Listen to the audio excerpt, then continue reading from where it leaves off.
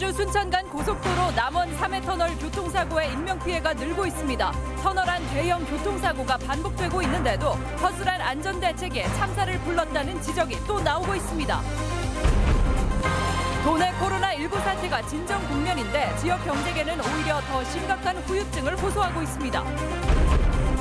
4월 총선을 앞두고 열린 20대 국회 마지막 임시회에서 공공의대법을 비롯한 전북 관련 현안 법안 처리 여부가 관심입니다. 여러분 안녕하십니까? 오늘 전주 MBC 뉴스데스크는 앞서 보신 내용이기도 한 완주 순천 간 고속도로 남원 3회 터널 교통사고 소식 이어갑니다.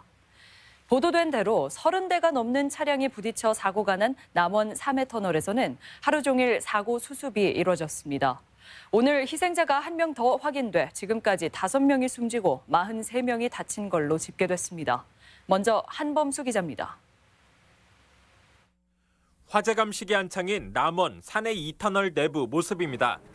터널 벽면과 천장은 새까맣게 그을렸고 뒤엉킨 차량들도 잿더미로 변해 처참했던 사고 당시의 상황을 짐작케 합니다. 18톤의 질산을 실은 채 옆으로 넘어진 탱크로리 아래에는 형체를 알아볼 수 없을 정도로 처참히 깔린 차량이 있습니다. 오늘 오후 이 탱크로리 아래에서 불에 탄 시신 한 구가 발견됐습니다. 경찰은 시신의 훼손 정도가 심해 국립과학수사연구원의 유전자 감식을 통해 신원을 확인할 예정입니다. 인명피해라든가 저희가 교통 위주로 하다 보니까 그런 부분에 대해서 파악이 미흡한 것은 사실입니다. 지난밤 사이에도 탱크로리에 깔리고 얽힌 차량에서 20대 간호사 2명이 시신으로 발견됐습니다.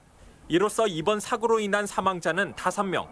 지금까지 파악된 사망자는 탱크로리 운전자 44살 김모 씨와 곡물을 실은 화물 차량 운전자 58살 박모 씨, 그리고 승용차에 타고 있던 20대 간호사 2명입니다. 간호사들은 전주의 한 종합병원에서 근무했는데 이들과 함께 타고 있던 동료 1명만 가까스로 목숨을 건졌습니다. 그래서 본인이 허리 골절에 압박골절 당해가지고 본인이 자유로 이렇게 많이 걸어올 수가 없는 상황이거든요. 그래서 주변 분들이 좀 도와주셨다고 그런. 부상자들은 광주와 전주, 남원 등의 병원으로 이송됐는데 중상자 2명은 생명에 지장이 없는 것으로 전해졌습니다. 경찰과 소방당국은 오늘 사고가 난 터널을 중심으로 고속도로 양방향을 모두 통제한 채 합동 감식을 벌였습니다. 잔해 수습은 물론 아직 확인되지 않은 피해자를 찾기 위한 수색도 이어졌습니다.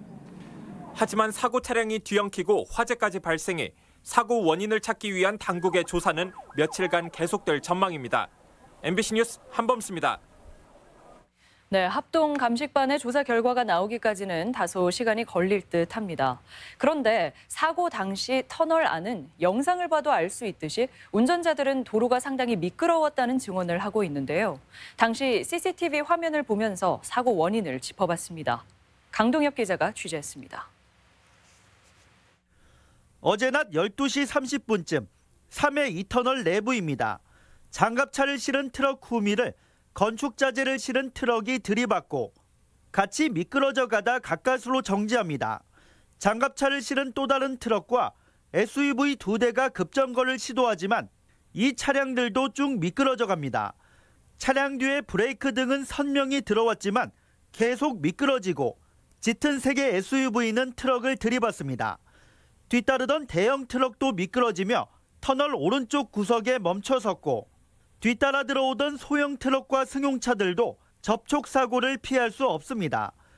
뒤이어 질산을 가득 실은 탱크로리 한 대가 빠른 속도로 미끄러지다 터널 오른쪽 벽을 들이받고 넘어지며 앞서 있던 승용차와 SUV를 덮쳤고 급기야 PVC를 실은 탱크로리를 곡물 차량이 들이받으며 불까지 붙어 현장은 순식간에 아수라장으로 변합니다.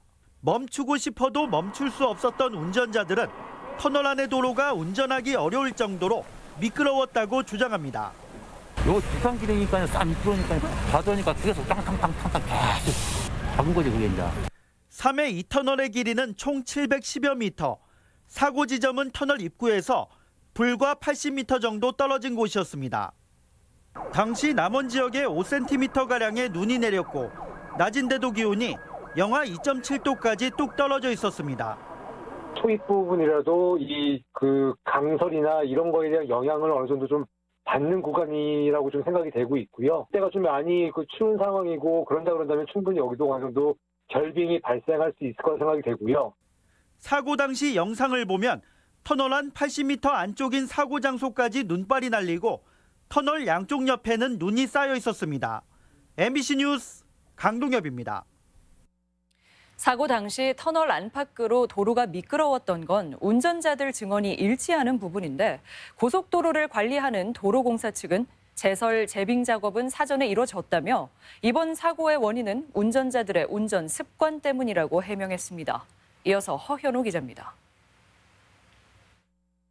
지난해 12월 14일 경북 상주 영천 고속도로 사고. 보이지 않는 살얼음 때문에 차량 40여 대가 연쇄 추돌해 7명이 숨지고 30여 명이 다쳤습니다. 사고 당시 관리 주체인 민자도로회사가 염화칼슘을 제대로 뿌리지 않아 강한 비난 여론이 일었습니다. 이번에 사고가 발생한 순천 완주 고속도로를 관리하는 주체는 도로공사입니다. 도로공사는 이번 사고가 발생하기 30분 전에 사고 구간에 대한 제설 작업을 실시했다고 밝혔습니다. 15톤의 제설차를 이용해 염수와 제설제를 살포했다며 이번 사고의 원인은 운전자들의 잘못된 운전 습관 때문이라고 주장했습니다. 눈길이라고 한다면 기본적으로 50% 이상은 감속을 해야 되는 게 도로교통법으로 나와 있습니다. 근데 그런 것을 안 지키는 게 문제지. 또 고속도로 표면이 얼었다고는 볼 수 없다며 관리 부실 지적을 강하게 부인했습니다. 영상이나 이런 자료를 봤을 때는 전혀 결빙이라고 얘기할 수 없습니다. 하지만 사고 당시 운전자들의 증언은 다릅니다. 터널 입구 쪽 제설 작업이 제대로 돼 있지 않은 데다 노면이 미끄러워 브레이크가 잘 들지 않았다는 겁니다. 다가가는데 길이 갑자기 미끄러워지더라고요. 보니까 앞에 차들이 다 엉켜서 사고가 나 있고 서야겠다 하는데 이제 저희 차도 미끄러지더라고요. 제설이 하나도 안 돼 있었고. 제설 작업은 그 전에 그 3회 1터널까지는 괜찮았어요. 네. 2터널 터널 1터널 끝나자마자 1차선은 상태가 조금 안 좋았어요. 터널 내 사고 방제 시설도 엉망이었습니다. 터널의 유일한 소방 시설은 소화기뿐 화재를 진압할 스프링클러나 연기를 밖으로 배출할 환기 시설은 아예 없었습니다. 최근 법이 바뀌어 500m가 넘는 터널의 경우 환기 시설 설치가 가능해졌지만 700m나 되는 3회 2터널은 교통량이 많지 않다는 이유로 추가 설치조차 고려되지 않은 겁니다. 연기도 잘 빠져나가지 않는 그런 상황이기 때문에 수동으로 조작하는 소화기는 활용성이 상당히 적습니다. 그렇기 때문에 자동식 소화 설비를 설치하는 것이 바람직합니다. 겨울철 초대형 교통사고가 반복되고 있지만 도로공사의 안전관리 대책은 소극적이었습니다. MBC 뉴스 허연호입니다. 오늘 새벽 2시쯤 호남 고속도로 하행선 정읍 교차로 부근에서 고속버스가 가드레일을 들이받으면서 불이 나 버스 운전자와 승객, 승용차 운전자 등 4명이 다쳐 병원으로 옮겨졌습니다. 경찰은 버스 운전자가 중앙분리대를 들이받고 멈춰있던 승용차를 피하려다 사고가 난 것으로 보고 있습니다. 올 겨울 늑장 폭설로 큰 혼잡을 빚었지만 눈 피해는 아직까진 크지 않았습니다. 전라북도 재난안전상황실은 지난 사흘간 대설특보 속에 지난해 최고 27.1cm 등 도내 전역에 평균 12.4cm의 눈이 내렸다고 밝혔습니다. 이번 눈으로 임실에서 돼지 축사 120여 제곱미터 붕괴 말고는 아직까지 피해 접수가 없다며 다음 주까지 신고를 당부했습니다. 또 눈이 그치고 기온이 크게 오르면서 항공기 운항과 국립공원 탐방로 출입도 모두 재개됐고 여객선은 내일부터 정상화할 계획입니다. 도내 코로나19 자가격리자가 모두 해제됐습니다. 도보건당국은 어제 전주에 거주하는 16번째 환자 접촉자 1명의 2주간 자가격리 기간이 끝나면서 한때 97명까지 늘었던 전북 지역 자가격리자가 1명도 없다고 밝혔습니다. 하지만 전국적으로 해외 여행력이 없는 확진자가 추가되고 있는 상황이어서 전라북도는 원인 불명 폐렴의 검사 확대 등 지역 내 감염 예방 대책을 강화할 계획입니다. 도내 코로나19 사태는 진정 국면이지만 지역 경제는 크게 위축되고 있습니다. 소상공인들은 긴급 경영 자금이라도 받겠다며 신용보증재단 앞에 줄을 섰고 수출입 기업도 피해를 호소하는 상황입니다. 유룡 기자입니다.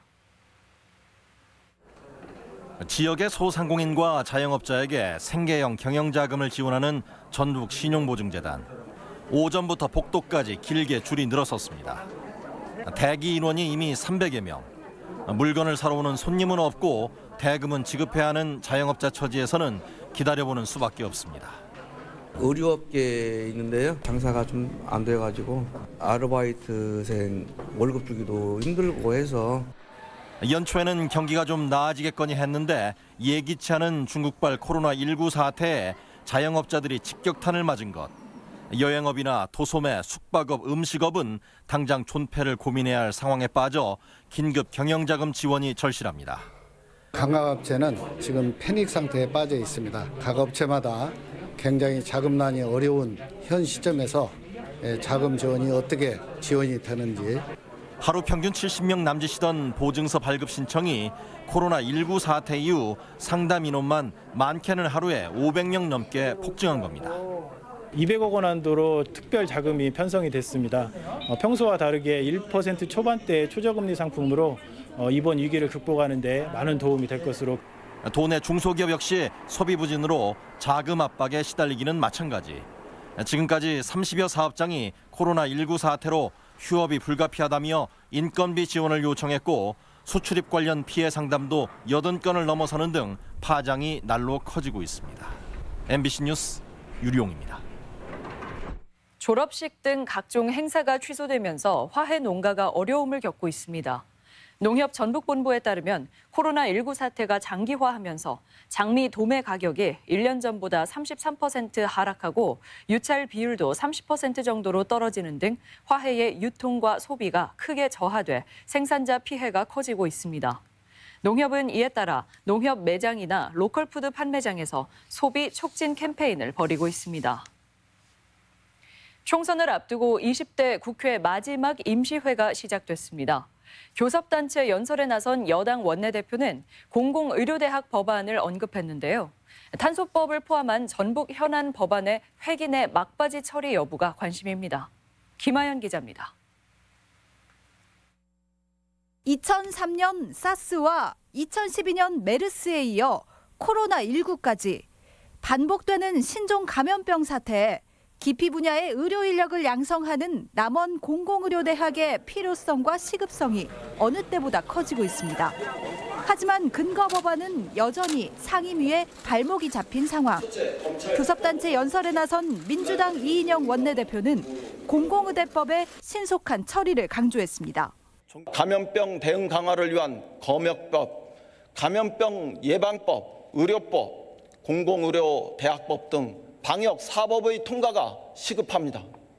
국회 보건복지위원회는 내일 법안 소위를 열 예정인데 공공의대법의 최종 처리 여부는 미래통합당의 반대 여부가 관건입니다. 탄소산업진흥원 설립을 위한 법안도 관심입니다. 탄소법 개정안은 지난해 11월 법사위 단계에서 기획재정부는 물론 여당인 민주당의 반대로 통과가 무산되면서 정부 여당 책임론이 일었고 이해찬 대표는 서둘러 전북을 찾아 연내 통과를 약속하기도 했습니다. 이번 정기국회에서 아니면 12월 달에 열리는 임시국회에서 법안을 여야 간에 합의를 해서 반드시 통과시키도록.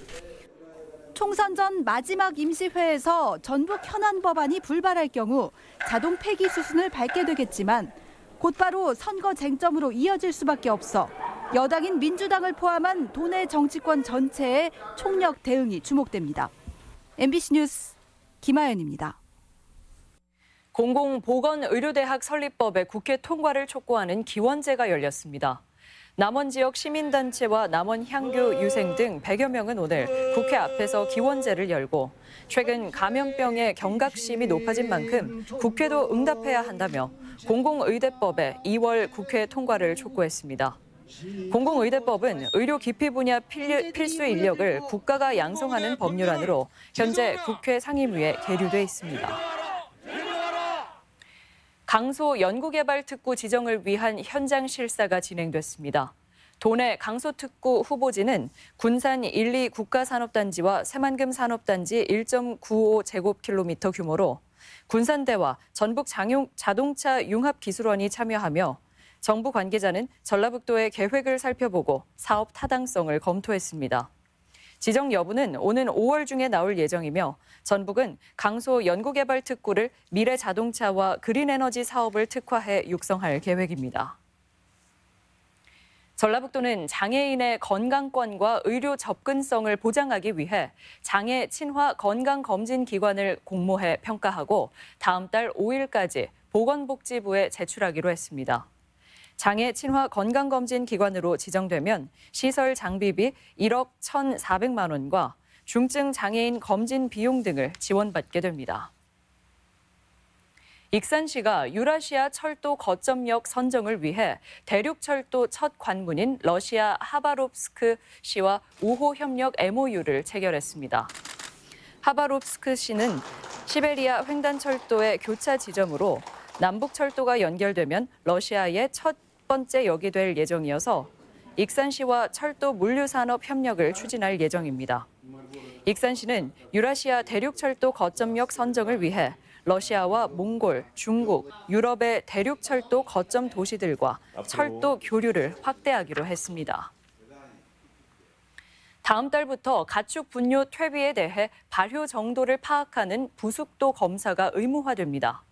전라북도는 퇴비로 인한 악취와 수질 오염 문제를 해결하기 위해 부숙도 검사가 의무화됐다며 농가마다 관련 절차를 안내하기로 했습니다.